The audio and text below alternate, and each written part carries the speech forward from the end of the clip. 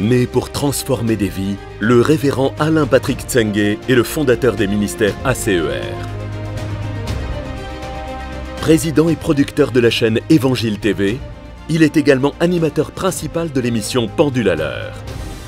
Bienvenue à l'émission Pendule à l'heure. Conférencier à succès, l'un de ses messages clés est la formation des disciples et la formation des fils spirituels. Son investissement dans ses fils spirituels est ce qui fait de lui aujourd'hui un père respecté partout dans le monde. Auteur de plusieurs ouvrages, il défend en l'occurrence le message de la foi. La foi, c'est être sûr. Croit en la prospérité. Quand tu donnes l'offrande, Dieu t'apparaît en rêve, il dit qu'est-ce que tu veux. Et en la santé divine. Tous étaient guéris. Orateur apprécié pour ses messages directs et dynamiques, son ministère est accompagné par la manifestation des dons de guérison et de révélation. Mesdames et messieurs, veuillez accueillir l'homme de Dieu, l'apôtre Alain Patrick Tsengue. Le titre du message, c'est « Le citoyen, le soldat et le général ». Amen. Le citoyen, le soldat et le général. On a vu le citoyen, on a vu le soldat, ok? Et on a vu que un soldat du Seigneur, c'est quelqu'un qui connaît ses armes. Amen. Il connaît ses armes. Le général, nous allons voir ça à la veillée. Alléluia. À la veillée, à l'espace Venise, si tu n'es pas encore inscrit, inscris-toi, c'est le 1er septembre. Amen. Alléluia. Ça va être puissant. Dites, ça va être puissant. Ça va être fort. Donc aujourd'hui, nous allons voir la première arme du soldat, la première arme que le Seigneur Jésus met à notre disposition. Vous savez, la Bible nous parle des armes défensives et des armes offensives. Est-ce que vous me suivez? Dans les armes que nous étudions, ok, il y a deux catégories. Il y a les armes défensives, c'est-à-dire pour se défendre, et les armes offensives, c'est-à-dire pour les armes défensives pour se défendre et les armes offensives pour attaquer. Est-ce que vous me suivez? Vous me suivez attentivement? Nous allons étudier une première arme qui est le nom de Jésus. Amen. Le nom de Jésus. Et on va voir une histoire dans la Bible très importante. Accrochez-vous, je vais vraiment faire l'effort. J'aimerais qu'on ouvre nos Bibles rapidement dans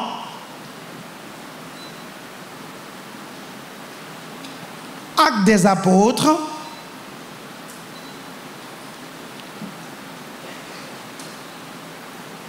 Chapitre 19.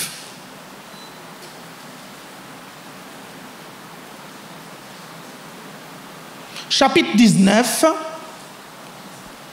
à partir du verset 1. On va lire, c'est un tout petit peu long, mais on va lire et c'est important. Vous êtes là? Ok? Pourquoi? Parce que c'est important de comprendre pourquoi les 7 fils de Séva ont échoué en essayant de chasser les démons au nom de Jésus. Quelqu'un me suit ici? Nous voyons l'histoire de 7 fils de Séva et on voit que quand ils ont utilisé le nom de Jésus, ok, les démons ne sont pas partis, au contraire, les démons les ont tapés. Amen. Et vous allez comprendre pourquoi certains chrétiens, en utilisant le nom de Jésus, ça ne marche pas. Parce qu'il y a des choses dans le nom de Jésus qu'ils ne comprennent pas. Et donc on va étudier cette histoire très importante. Est-ce qu'on peut lire rapidement Actes des Apôtres chapitre 19 dès le verset 1. Rapidement, est-ce que quelqu'un peut lire? S'il te plaît, reste pour Rémi, est-ce que tu peux lire? Acte 19, 1. Pendant qu'Apollos était à Corinthe, Paul, après avoir parcouru les hautes provinces de l'Asie, arriva à Éphèse. Ayant rencontré quelques disciples, il leur dit: avez-vous reçu le Saint-Esprit quand vous avez cru? Ils lui répondirent: nous n'avons pas même entendu qu'il y ait un Saint-Esprit. Il dit: de quel baptême avez-vous donc été baptisés? Et ils répondirent: du baptême de Jean. Du baptême de Jean, continue. Alors Paul dit: Jean a baptisé du baptême de repentance, disant au peuple de croire en celui qui venait après lui, c'est-à-dire en Jésus. Sur ces paroles, ils furent baptisés au nom du Seigneur Jésus. Très bien. Lorsque Paul leur eut imposé les mains, le Saint-Esprit vint sur eux, et ils parlaient en langue et prophétisaient. Ils étaient en tout environ 12 hommes. Ensuite, ils étaient combien? 12. Ils étaient combien d'hommes? 12. À Éphèse, ils étaient combien? 12. Est-ce que ça vous rappelle quelque chose? Wow. Ils étaient 12, n'est-ce pas? Oh yes. C'était les 12 de l'apôtre Paul. Amen. Ok, on continue. Ensuite, Paul entra dans la synagogue où il parla librement. Oui. Pendant 3 mois, il discourut sur les choses qui concernent le royaume de Dieu, s'efforçant de persuader ceux qui l'écoutaient.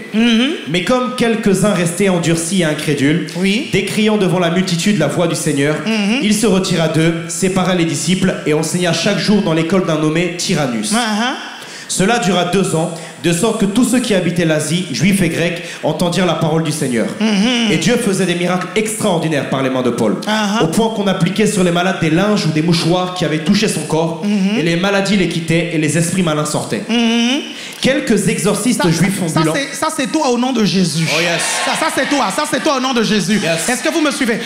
Je vois ton cousin emprunter ta veste. Je vois ton cousin emprunter tes chaussures. Et il dit, c'est bizarre. Depuis que j'ai porté tes chaussures, je n'ai plus mal aux pieds. Quelqu'un me suit ici? Parce que l'onction de Dieu est sur toi. Et l'onction est transmissible. Vas-y, continue, reste pour Rémi. Continue. Quelques exorcistes juifs ambulants essayèrent d'invoquer sur ceux qui avaient des esprits malins le nom du Seigneur Jésus. En disant, je vous conjure par Jésus que Paul prêche. Je vous conjure par Jésus que Paul prêche. Ceux qui faisaient cela étaient 7 fils de Séva, juifs, l'un des principaux sacrificateurs. L'esprit malin leur répondit, je connais Jésus et je sais qui est Paul. Je connais Jésus et je sais qui est Paul. Mais vous, c'est qui? Mais vous, qui êtes-vous? Mais vous, qui êtes-vous? Et l'homme dans lequel était l'esprit malin s'élança sur eux, se rendit maître de tous deux et les maltraita de telle sorte qu'ils s'enfuirent de cette maison nus et blessés. Cela fut connu de tous les Juifs et de tous les Grecs qui demeuraient à Éphèse, et la crainte s'empara de tous. Et le nom du Seigneur Jésus était glorifié. Et le nom du Seigneur Jésus était glorifié. Vous savez, le problème ne s'est pas posé dans le fait que les démons aient posé la question aux 7 fils de Séva, mais vous, qui êtes-vous? Parce que les démons ont déjà posé cette question à Jésus. Est-ce que vous comprenez? Qui es-tu? Tu es venu ici pour nous perdre? Est-ce que vous comprenez ça? La question ne se trouve pas là. Donc le jour où un démon te dit qui es-tu, dis-lui, je suis Alain Patrick Tsengue, fils du Dieu très haut, serviteur du Dieu vivant. Quelqu'un me suit ici? Assis à la droite de Dieu le Père, va-t'en au nom de Jésus. Quelqu'un me suit ici? En fait, quand les démons te disent qui es-tu, c'est un affront à ton autorité. Donc quand il te dit qui es-tu, tu dois véritablement exercer ton autorité pour lui montrer qui tu es. Est-ce que vous êtes toujours là? Mais comme les 7 fils de Séva n'avaient pas du tout, vous comprenez, d'autorité parce qu'ils n'avaient pas la révélation du nom de Jésus, ça n'a pas marché. Vous êtes toujours avec moi? Ok, voici l'apôtre Paul qui se retrouve à Éphèse. Et Éphèse, c'était une ville de 200 000 habitants. 200 000 habitants. Il va trouver 12 disciples qui avaient reçu le baptême de Jean. Ok? Et il va les prendre, il va les former dans une école d'un dénommé Tyrannus. Donc il va ouvrir une classe biblique et pendant plusieurs années, 2 ans et demi ou 3 ans, il va les enseigner. Vous êtes toujours avec moi? Vous êtes toujours avec moi? Les commentaires bibliques disent qu'il les enseignait de 11h à 16h. Pourquoi? Parce qu'en fait, la journée de travail à cette époque-là commençait à 6h ou 5h et se terminait à 11h. Il y avait une pause de 11h à 16h et le travail reprenait de 16h jusqu'au soir. Est-ce que vous me comprenez? Donc, pendant plusieurs années, tous les jours, il enseignait de 11h à 16h. Ça fait combien de temps? 5 heures, n'est-ce pas? Tous les jours. Je ne sais pas si vous vous rendez compte. Je ne sais pas si vous vous rendez compte. Et pendant plusieurs années, le passage dit combien d'années? Si tu as bien lu Respo, il dit combien de temps le passage? Parce que le passage le dit, combien de temps? 2 ans. Je ne sais pas si vous imaginez combien de fois former un 12, ça prend du temps. La Bible dit que l'apôtre Paul prenait tous les jours pour former ses 12. Pendant 2 ans. Vous me suivez? Et vous rencontrez vos 12 une fois par semaine. Et vous voulez avoir les mêmes résultats que l'apôtre Paul, vous comprenez qu'il faut investir beaucoup plus de temps pour former vos 12. Est-ce que vous êtes avec moi? Vous êtes là? Ok. L'autre chose importante qu'on voit dans la ville d'Éphèse, c'est que c'était une ville à l'époque qui était vraiment peuplée. Mais elle avait aussi une forte activité occulte. Dans la même ville, dans le même passage, la Bible dit que les Éphésiens qui s'étaient convertis ont amené des livres de magie pour être brûlés. Est-ce que vous me suivez? Et je vous ai déjà dit un dimanche que beaucoup des livres de magie sont des points de contact pour les démons. Je ne sais pas si vous avez remarqué que dans ce passage biblique, on nous parle de deux types de points de contact. Le premier point de contact, ce sont les mouchoirs qui ont touché l'apôtre Paul et qui servaient à transférer l'onction. Dans ce même passage, le deuxième point de contact, ce sont les livres de magie. Quelqu'un me suit ici? Qu'ils ont brûlé. Parce que certains livres sont des points de contact pour la sorcellerie, le monde occulte. Est-ce que vous suivez? Et parfois, il faut brûler cela pour que le réveil puisse se déclencher. Vous êtes toujours avec moi? Si vous êtes avec moi, faites comme ceci. Et ça, c'est le propre des grandes villes. Quand vous arrivez dans des grandes villes, il faut savoir qu'il y a une activité occulte. Ce n'est pas parce que vous ne la voyez pas à l'œil nu que ça veut dire qu'elle n'existe pas. Elle est là et vous devez en être conscient. Regardez, l'apôtre Paul va évangéliser. Quand il va évangéliser, les esprits vont être chassés, etc., etc. Et il y a 7 exorcistes qui vont voir l'apôtre Paul faire les choses et qui vont essayer d'imiter l'apôtre Paul. Et ils vont dire à un démon, au nom de Jésus, que Paul prêche. Est-ce que vous vous rendez compte qu'eux-mêmes, ils n'avaient pas la révélation du nom de Jésus? Parce qu'ils disent au nom de Jésus que Paul prêche. Pourquoi ils n'ont pas dit au nom de Jésus que je prêche? Parce qu'ils ne connaissaient pas véritablement le Jésus que Paul prêchait. Quelqu'un me suit ici? Ça, c'est la première chose. Si vous voulez utiliser le nom de Jésus, vous devez connaître qui est ce Jésus. Est-ce que tout le monde me suit ici? C'est important que vous suiviez. Regardez, les exorcistes ont pensé qu'il s'agissait là d'une formule magique. Et c'est pour ça que ça n'a pas marché. Pourquoi? Parce que dans le monde occulte, pour eux, ce sont les formules magiques qui marchent. Ce sont des fétiches qui marchent. Est-ce que vous comprenez?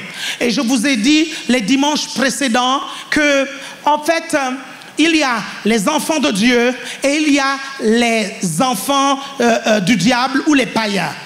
Et les chrétiens ne sont pas les seuls à chasser les démons.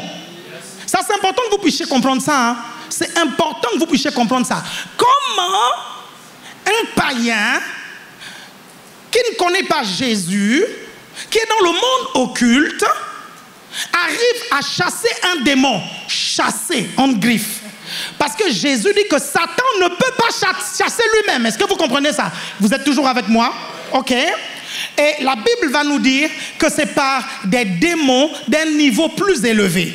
Et d'ailleurs même, c'est ce que les Juifs ont dit à Jésus. Ils chassent les démons par Belzébul, le prince des démons. C'est-à-dire, ils chassent les démons par les démons. Ok? Et le fait qu'ils fassent allusion à Belzébul, qui est un prince des démons, c'est parce que Belzébul est un démon qui a un grade plus élevé.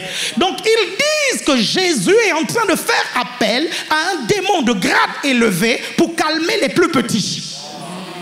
Est-ce que vous suivez? Parce que dans le monde occulte, c'est comme ça qu'ils font. C'est celui qui travaille avec l'esprit qui est plus puissant, qui calme les plus petits.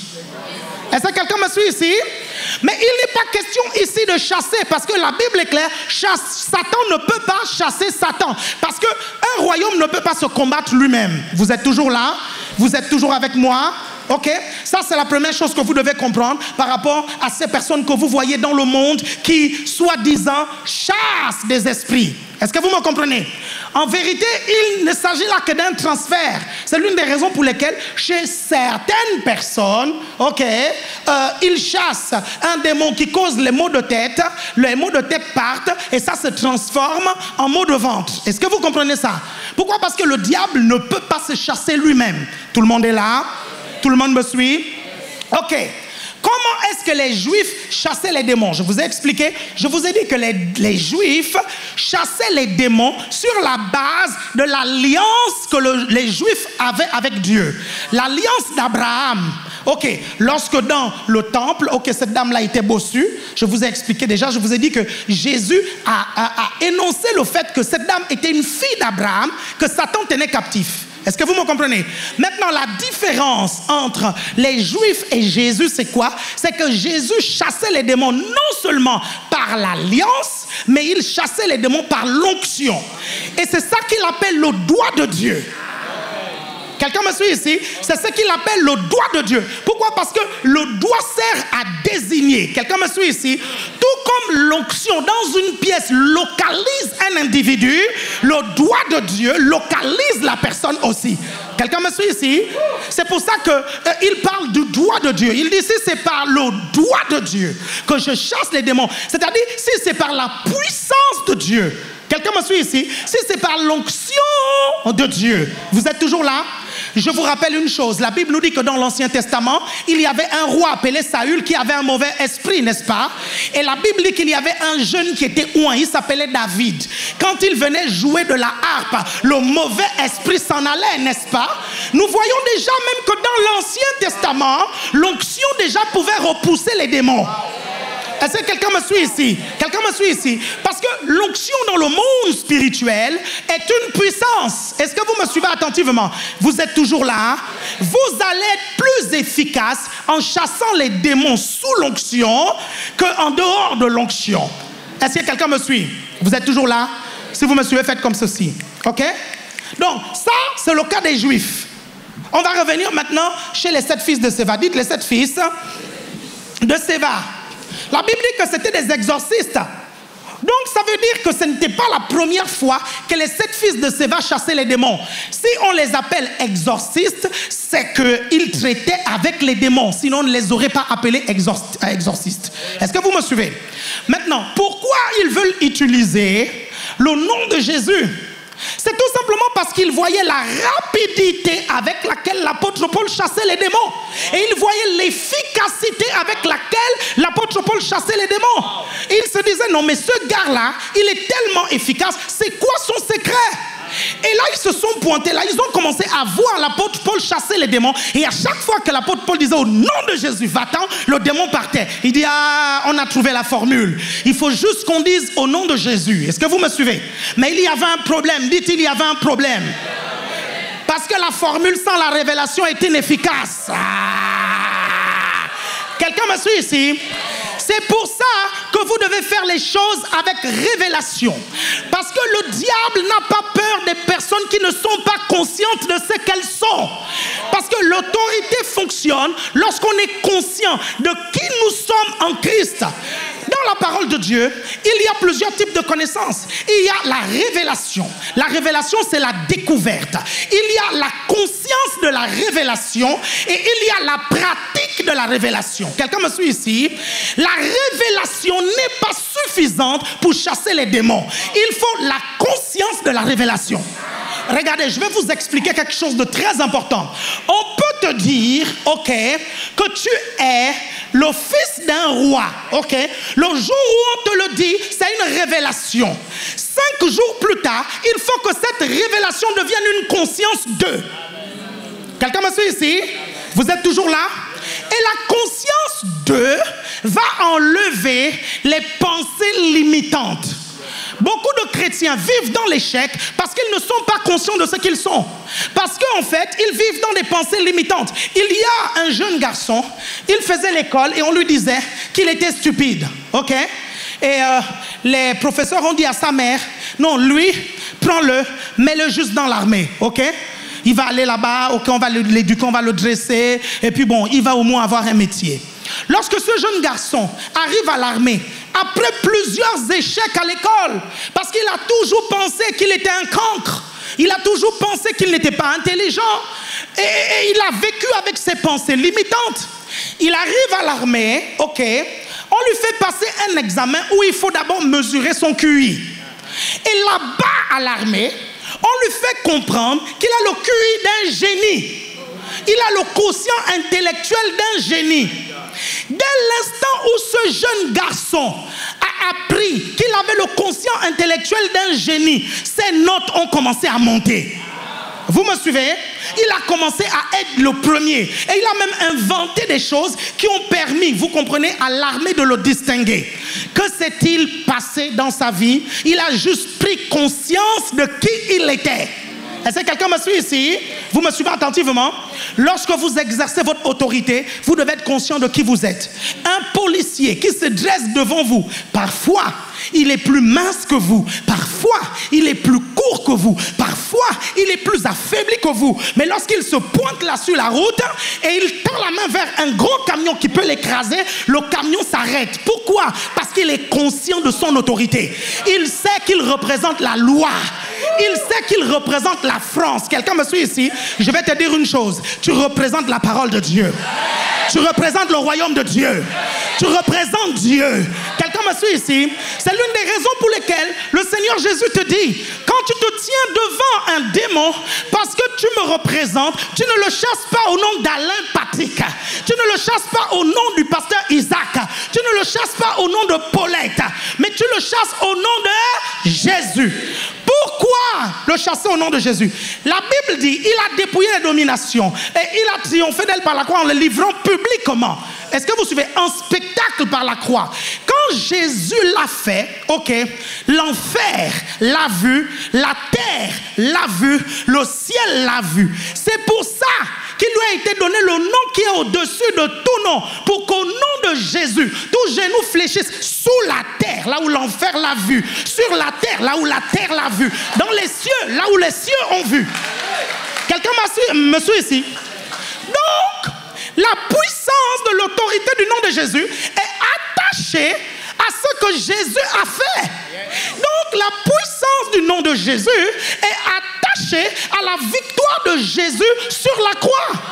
Laquelle victoire lui a donné la suprématie en enfer? Vous savez, la Bible dit que Jésus, lorsqu'il a été crucifié, si eux ils savaient qu'en crucifiant le roi de gloire, ok, ils allaient lui donner un accès plus élevé, je paraphrase, vous suivez, ils ne l'auraient pas fait.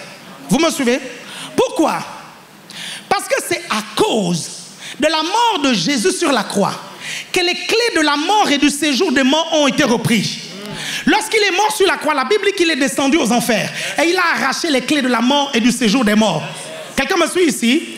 Sur la terre, il est apparu à près de 500 personnes comme étant ressuscitées. Quelqu'un me suit ici? Il y a des personnes qui l'ont même crucifié, qui se sont arrêtées. Je pense à ce soldat romain qui était là, qui regardait le Fils de Dieu être crucifié.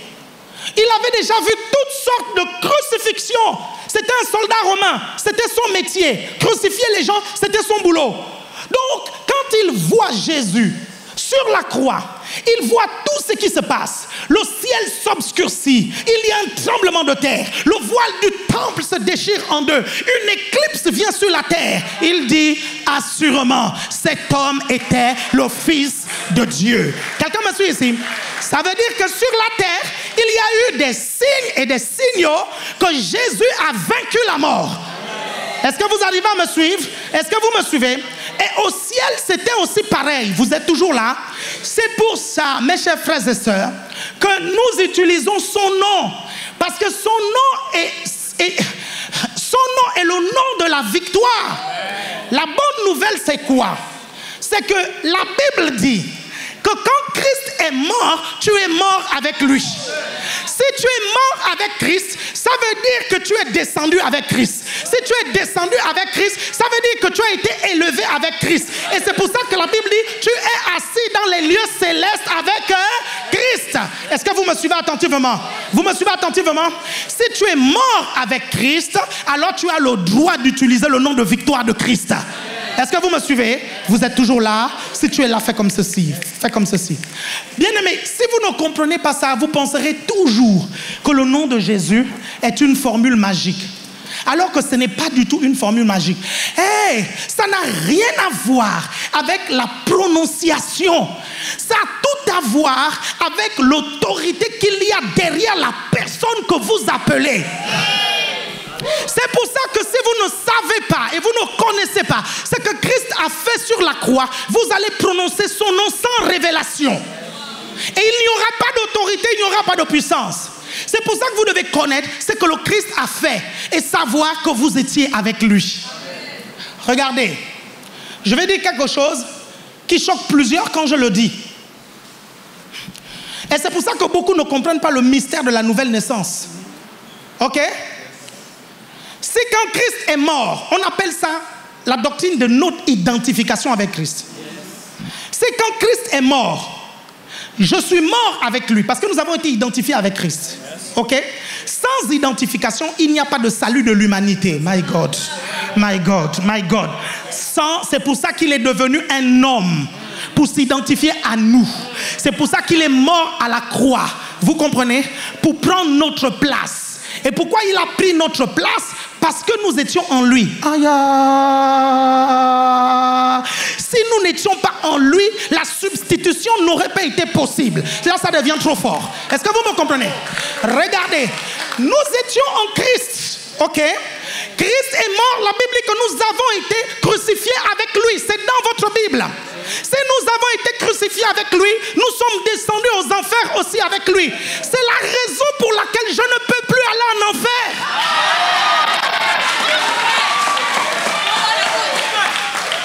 Parce que quand Jésus a vaincu l'enfer, j'étais avec lui. Quelqu'un me suit ici? Quelqu'un me suit ici? C'est important que vous puissiez comprendre que les conditions de la perte du salut sont très restrictives. Elles sont très... Il y en a qui disent que quand le chrétien pêche, il perd le salut. C'est comme si Jésus sort, après Jésus revient, Jésus sort, et puis Jésus revient. Non! La Bible dit, quand tu pêches, qu'est-ce qui se passe? Tu attristes juste le Saint-Esprit. La Bible dit, n'attristez pas le Saint-Esprit de Dieu par lequel vous avez été scellés. Scellés signifie interdiction de sortir et interdiction d'entrer.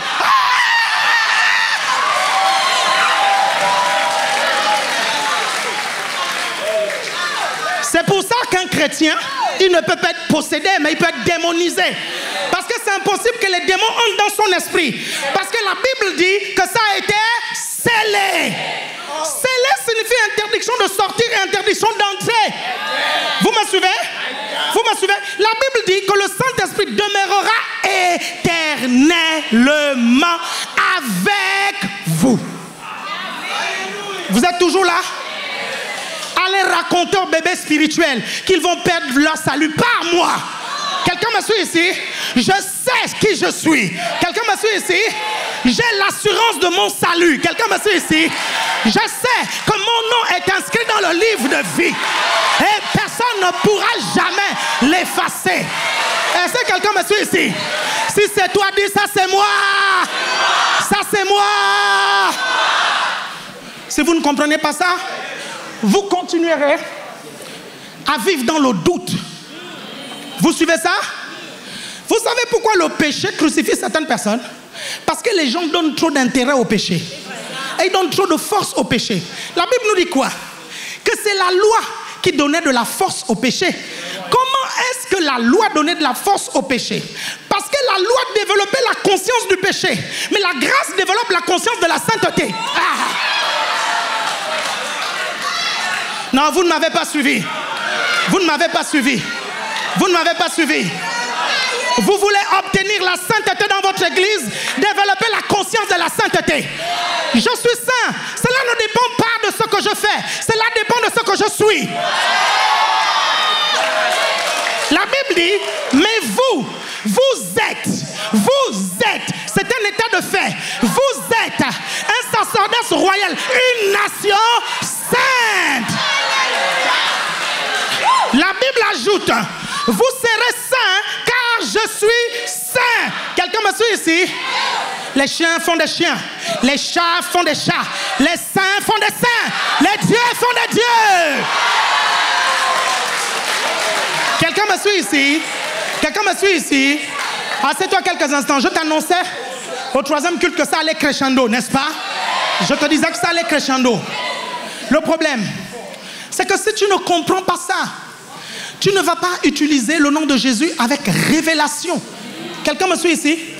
À chaque fois que tu utilises le nom de Jésus, c'est comme si c'était Jésus lui-même qui se présentait. Pourquoi? Parce que toi et Christ, vous êtes un. Vous êtes un, pourquoi? Parce qu'il s'est identifié à toi à la croix de Golgotha. Quand il est mort sur la croix, tu étais en lui. Quand il est descendu, tu étais en lui. Il est assis à la droite de Dieu le Père, tu es en lui. C'est pour ça que la Bible dit, si quelqu'un est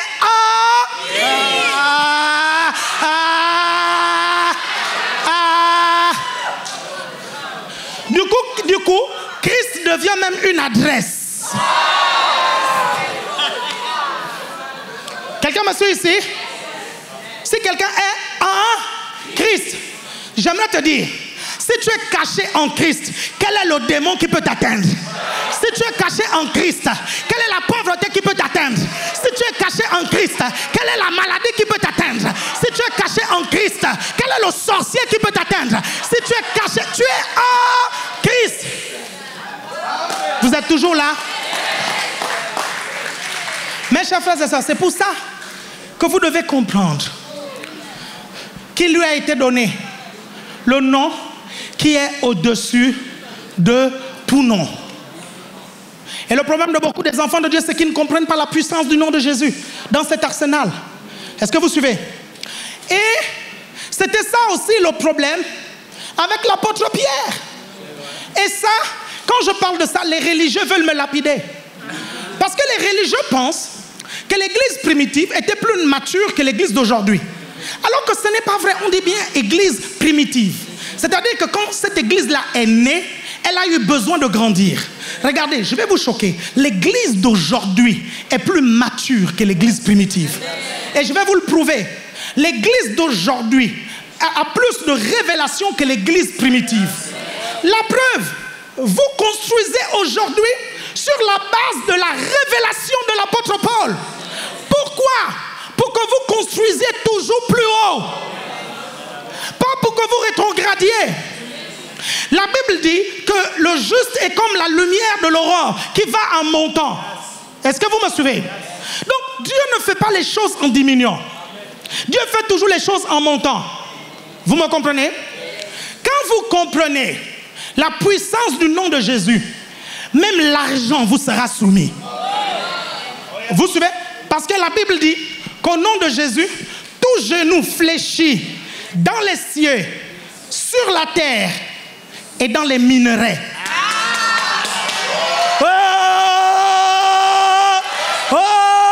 Sous la terre, sous la terre, sous la terre. Où se trouve le pétrole? Sous la terre. Où se trouve l'or? Sous la terre. Où se trouve le diamant? Sous la terre. Quelqu'un me suit ici? Quelqu'un me suit ici? Ça, c'est important que vous compreniez ça. Voici l'apôtre Pierre qui dit: je n'ai ni or, ni argent à te donner, mais ce que j'ai, je te le donne. C'est là le problème, Pierre. C'est pour ça que tu n'as pas l'or. Et c'est pour ça que tu n'as pas l'argent. Parce que tu ne peux pas avoir le nom qui est au-dessus de l'or. Le problème, c'est que tu ne comprends pas que le nom de Jésus peut amener l'or et l'argent. Est-ce que vous me suivez? Et vous allez remarquer, parce que dans ce passage, vous remarquez que Jean ne dit pas Amen. Parce que Jean était riche, vous savez. Et ça, c'est l'histoire de l'église qui le dit, hein. Jean était un riche héritier. Le père de Jean avait des bateaux tout le long de la Galilée. Ok? Et d'ailleurs, même de temps en temps, il donnait du boulot à Pierre, il donnait du boulot à André. Ok? Si Jean était pauvre, pourquoi Jésus a laissé sa mère à Jean? Ok? Jésus n'est pas bête, hein? Voici Jésus qui va mourir, ok? Jésus avait la responsabilité de Marie. Il s'assure d'abord que quelqu'un va s'occuper de Marie. Et il ne va pas laisser Marie à un pauvre. Vous savez, il va dire: mère, voici ton fils, fils, voici ta mère. Est-ce que vous comprenez? Jean était très riche. Et c'est la raison pour laquelle, quand Pierre vient, il dit: je n'ai ni or, ni argent à te donner. Au nom de Jésus, lève-toi et marche. Le problème, c'est que les chrétiens d'aujourd'hui ne comprennent pas ces choses-là. Et je vois des chrétiens venir dire: je n'ai ni or, ni argent à te donner. Oh non, il ne faut pas dire ça. Il ne faut pas dire ça. Il ne faut pas dire ça. Parce que si tu as le nom qui est au-dessus de l'or et de l'argent, ok, tu vas te pointer devant le paralytique et dire: j'ai l'or, j'ai l'argent. Ah, mais ça je te donne après. Pour le moment, au nom de Jésus, lève-toi et marche. Quelqu'un me suit ici? Cette phrase limite la puissance du nom de Jésus. Ce n'est pas parce que c'est Pierre qui l'a prononcé. Est-ce que vous me comprenez? Il y a des choses dans l'église primitive. Il a fallu même que Dieu envoie l'apôtre Paul pour amener l'évangile de la grâce.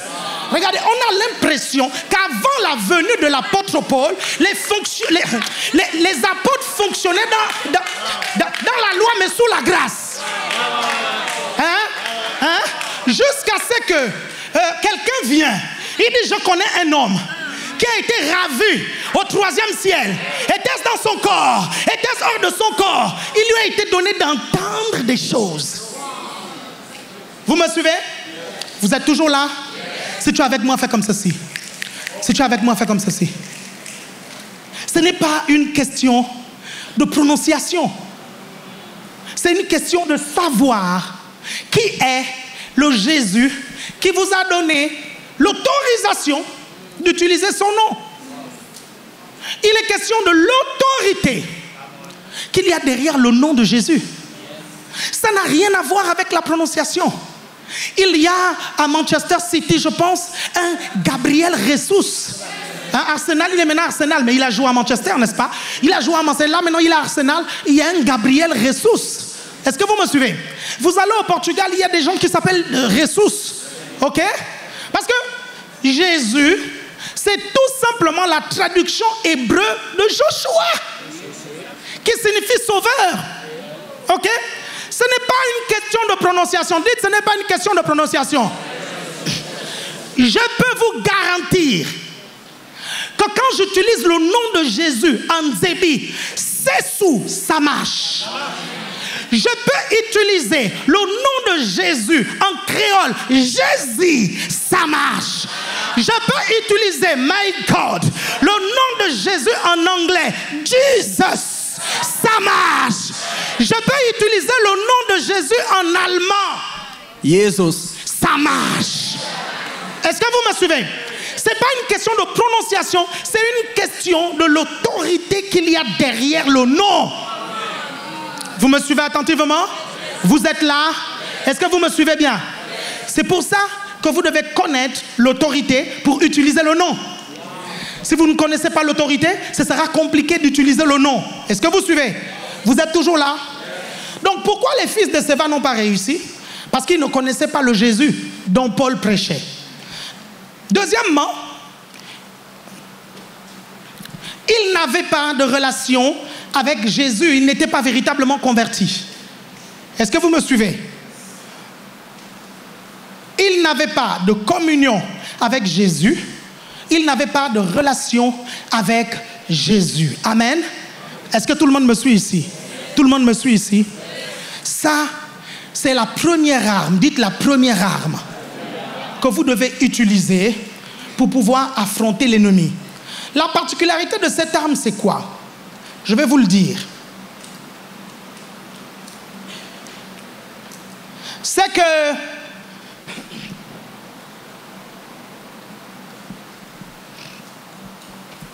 avec le nom de Jésus, les gens peuvent être sauvés.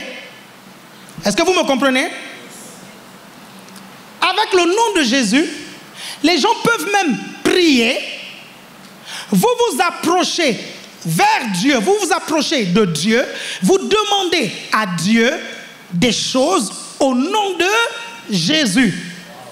Est-ce que vous me suivez attentivement? Vous êtes toujours là? Ok? Et ce nom effraie les démons. Vous me comprenez? Vous êtes là? Ce nom effraie les démons.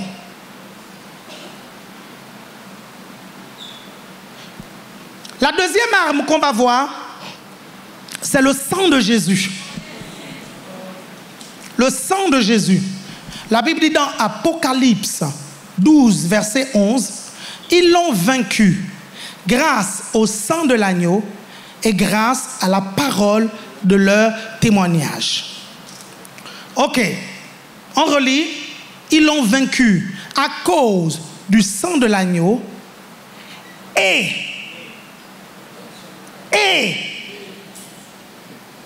la parole de leur confession.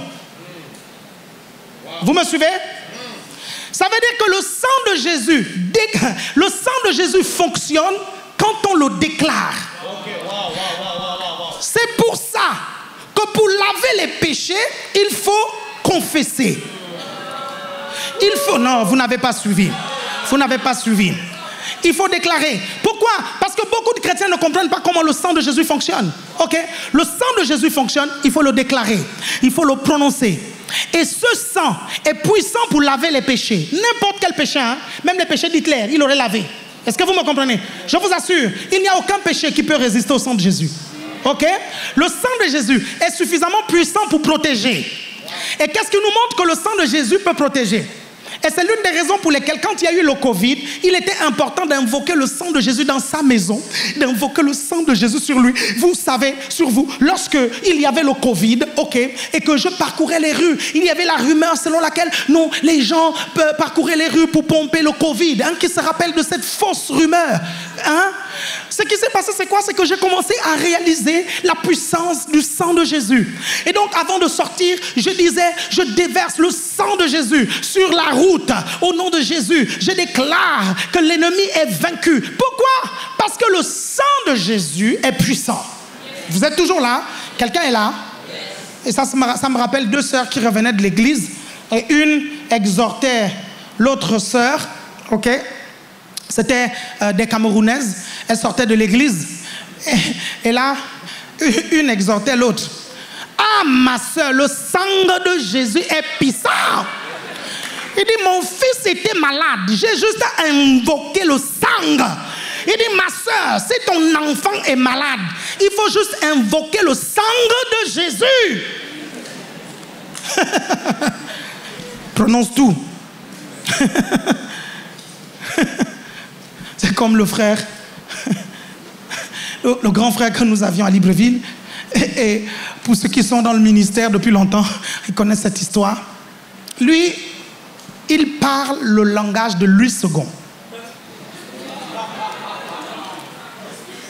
Ah non, si vous mettez un seul mot, wesh, quand vous lui parlez, il te dit, oh frère, tu as perdu la foi.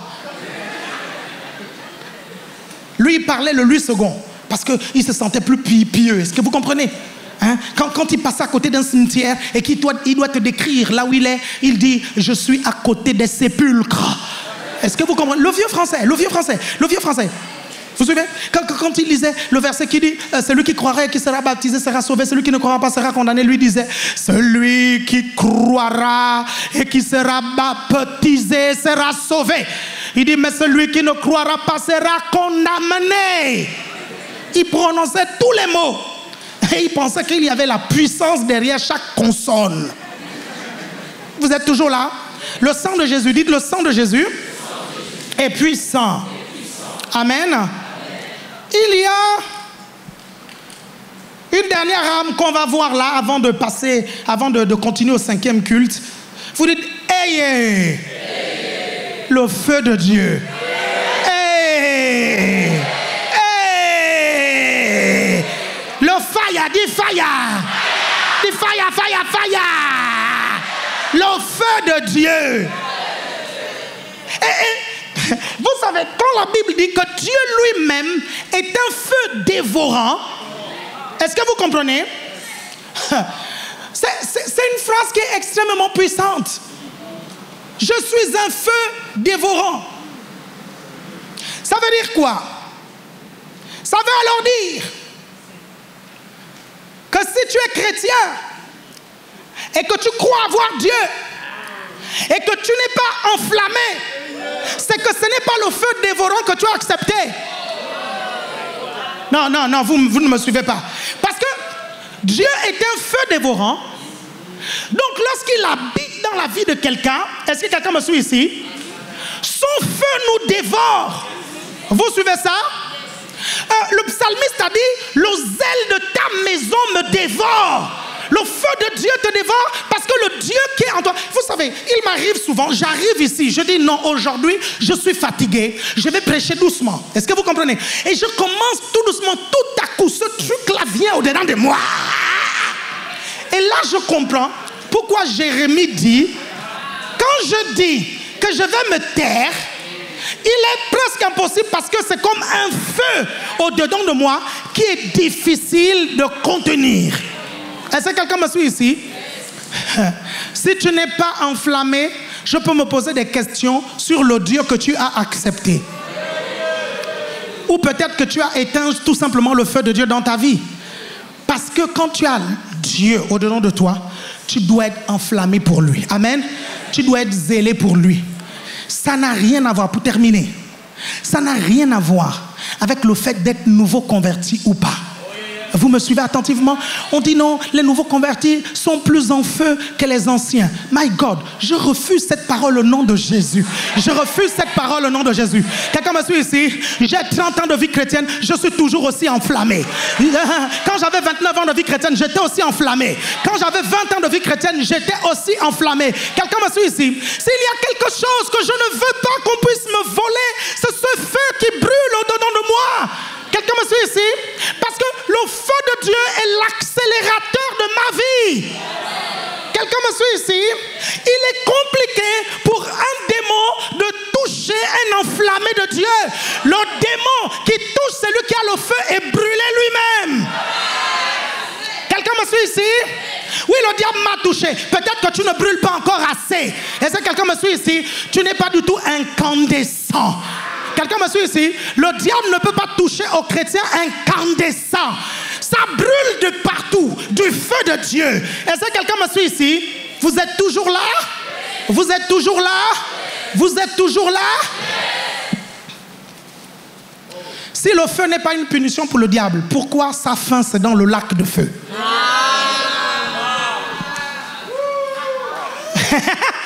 Et Dieu lui-même il dit, je suis un feu dévorant. Ok, il habite en nous pour nous enflammer parce qu'il sait que les démons n'aiment pas le feu de Dieu. Quelqu'un me suit ici? Donc, tu veux être protégé par Dieu, brûle du feu de Dieu. Quelqu'un me suit ici? Ça veut dire que quand tu te refroidis, tu es une cible pour le diable. Quelqu'un me suit ici? Quand tu te refroidis, tu es une cible pour Satan. Et c'est pour ça que le diable veut éteindre ton feu. Est-ce que vous me comprenez? L'offense que tu as eue dans ton cœur, le seul but, c'était atteindre le feu. Les problèmes que tu as eus dans ta vie, le seul but, c'était atteindre le feu. Quelqu'un me suit ici? Et ce feu, c'est celui-là qui te rendra passionné de Dieu. Quel que soit l'endroit où tu te trouves, tu parles de Dieu. Parce que tu l'aimes tellement. Tu ne peux pas dire que tu aimes quelqu'un dont tu ne parles pas. Est-ce que je peux redire? Je peux redire? Tu ne peux pas dire que tu aimes quelqu'un dont tu ne parles pas. Qu'est-ce qui fait que tu parles de la personne que tu aimes? Parce que l'amour est comme un feu. Est-ce que vous me suivez? L'amour est comme un feu. Donc comment est-ce qu'on mesure l'intensité du feu de Dieu dans ta vie? On le mesure par l'intensité de ton amour pour Dieu. Si ton amour pour Dieu exprimé physiquement est grand, c'est que le feu qu'il y a au-dedans de toi pour Dieu, il est grand. Vous êtes toujours là? Et sachez que ce feu est une arme contre les démons. Lève-toi quelques instants, acclame le Seigneur.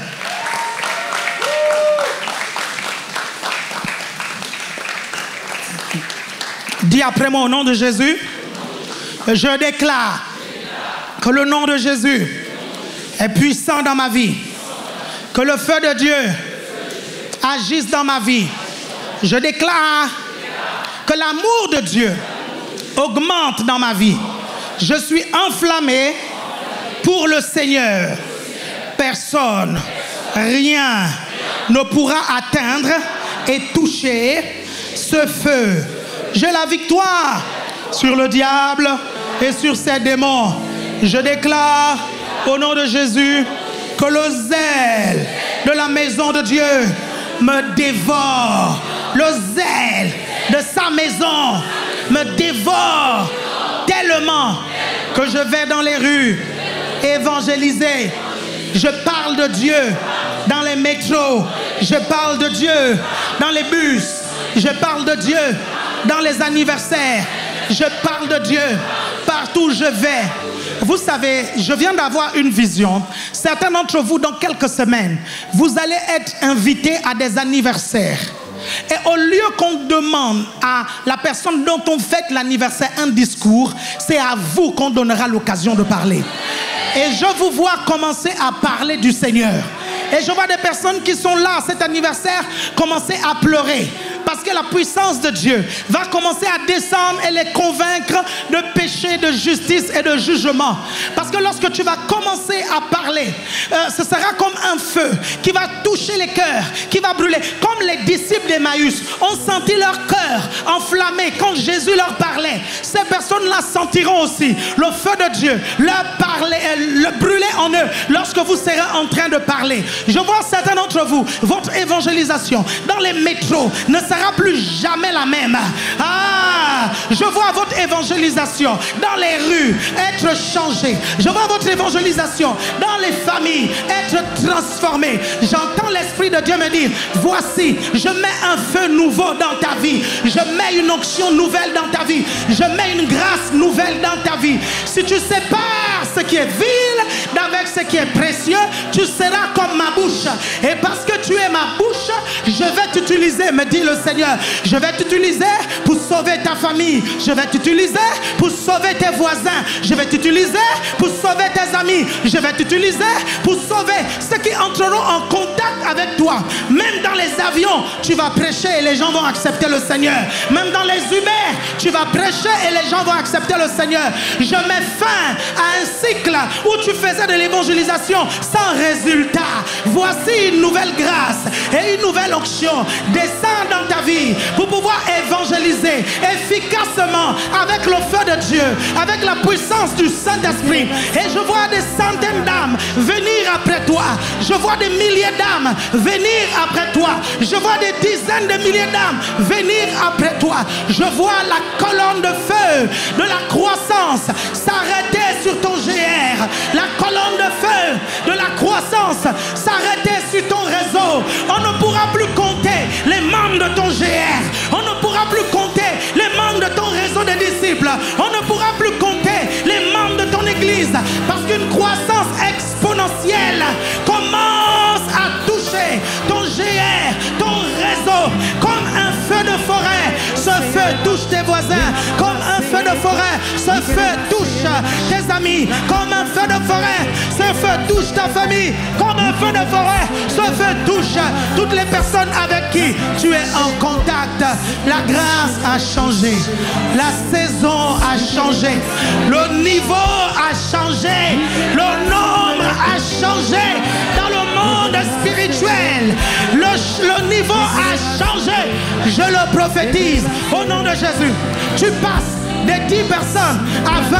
Tu passes de 20 à 50. Tu passes de 50 à 100. Tu passes de 100 à 500. Tu passes de 500 à 1000. Tu passes de 1000 à 5000. Tu passes de 5000 à 10 000. Tu passes de 10 000 à 50 000.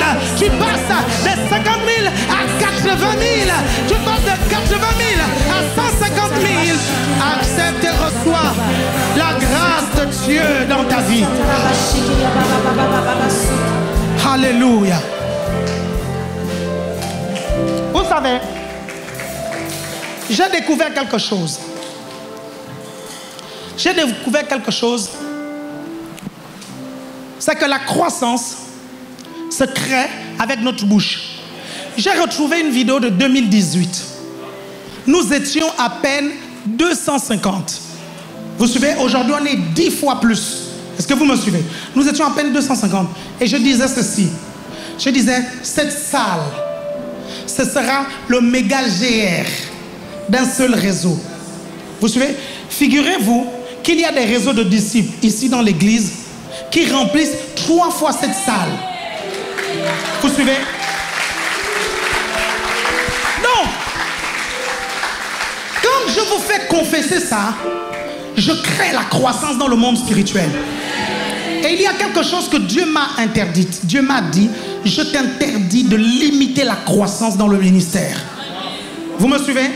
Je t'interdis. Et nous n'allons pas limiter la croissance. Amen. Nous allons tous les gagner au nom de Jésus. Amen. Alléluia. Acclame le Seigneur.